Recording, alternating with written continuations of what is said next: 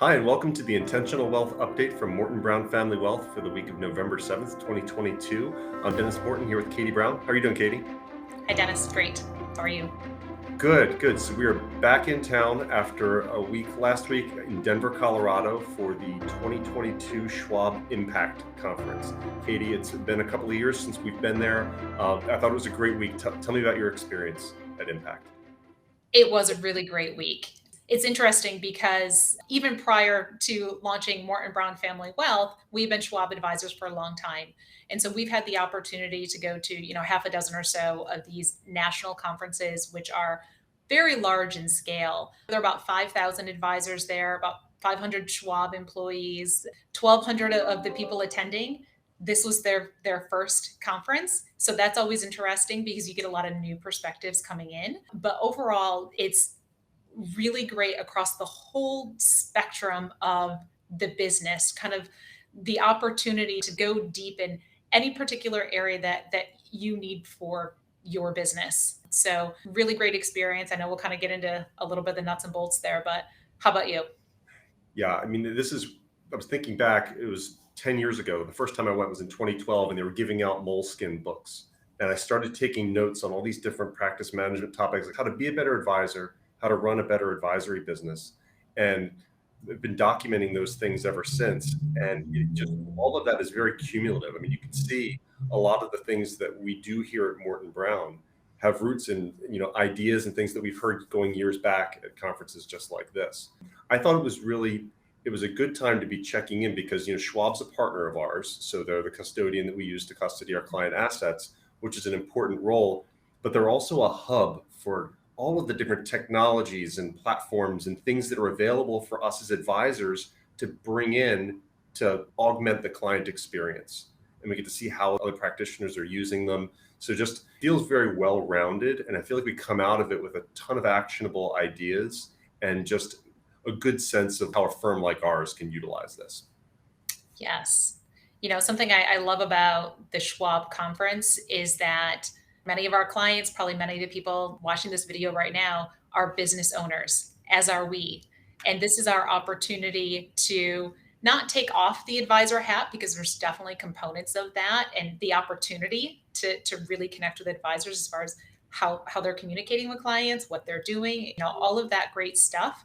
But it's really also the opportunity for us to walk in as entrepreneurs and to understand where the trends are in technology, to gain some additional support and guidance when it comes to anybody walking through our door, whether it's a client, whether it's an employee. How do we make that the best possible experience? So we get to learn from so many others in the room and also learn about the resources that help support that process. And I think it's amazing too, because some of the presenters, there's general sessions where we had some great speakers. Former Disney CEO Bob Iger was there. Scott Galloway, the NYU professor, was there giving a speech. So, but then there were also smaller sessions broken out where you had, some of the leaders of registered investment advisory firms from around the country talking about their practices. And it is really incredible to think that of these thousands of people there, all of the businesses are run differently. It's not like there's a static model or a franchise system or anything else where it's kind of like you kind of know what you're looking at going from place to place. Every one of these RIA businesses has a different focus. They serve a different clientele. They go about it a different way. And you can hear so much and say, I never even thought you could do that. There was one particular session I think we both really enjoyed. It was entitled Training Our Brains for Financial Success. And it was a firm that had really gone deep on just the deeply held beliefs that their clients have about money, how they approach it, not as psychologists, but just trying to have an awareness and a presence, being in the moment and still about the idea of enough. Man, I thought that was ended with what was it, a 5-minute meditation? It was just really, I thought compelling. We both walked away and said, wow, that was really effective. And they built a practice around it. Yes. Yes. I love that. I love learning the different opportunities, and we are planners at heart. We like to plan out how we run our business. We plan alongside with our clients.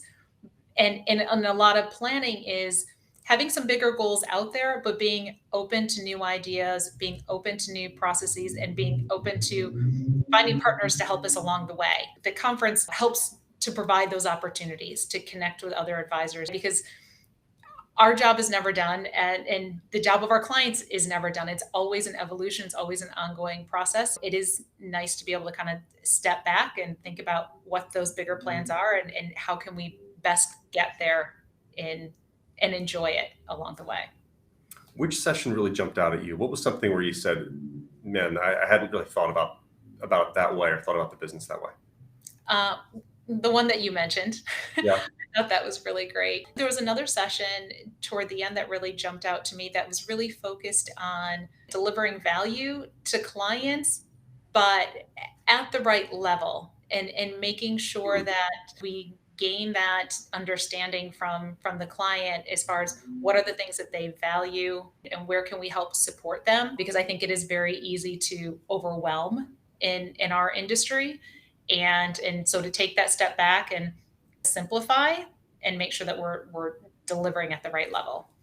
There was one session that I attended. I think you were in a different group at the time. It was about the couples conversations in money. There's a behavioral psychologist, Dr. Daniel Crosby, talked about the money stressors and the relationships that people have, couples, partners, spouses, when they talk about money, especially when you realize 12% of couples have never had a conversation about money. I mean, it's just helpful to kind of step out of our comfort zone. We think, oh, people talk about this all the time, and realize, oh my gosh, there's massive blind spots that our industry could be doing a better job of addressing. Yeah, yeah. And I think that we have an opportunity to be in a unique place too, where we do speak with a lot of families. And so we have a lot of experience with the different types of conversations. And sometimes coming equipped with the right questions, we can be a good sort of middleman Yeah. or yeah, so somebody that's in the center can kind of understand, okay, I get a little bit of where you're coming from, and I kind of see where you're coming from. Now, how do we bring that together, and what does that look like when it is brought together? I think sometimes that's part of the challenge too, is identifying the different money mindsets that people have when they get together, and helping to find that middle ground. So it's really a privilege to work in that space, but I think that that's a lot of what we try to do to be supported. Yeah.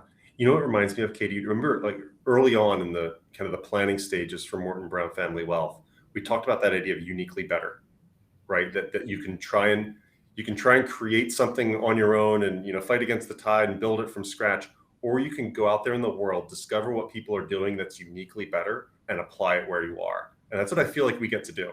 We kind of walked out into that conference center, the massive center out in Denver, with a lot of uniquely better ideas, and just can cherry pick them and bring them back to our community and apply them, and hopefully make progress that way. Isn't that how this kind of feels?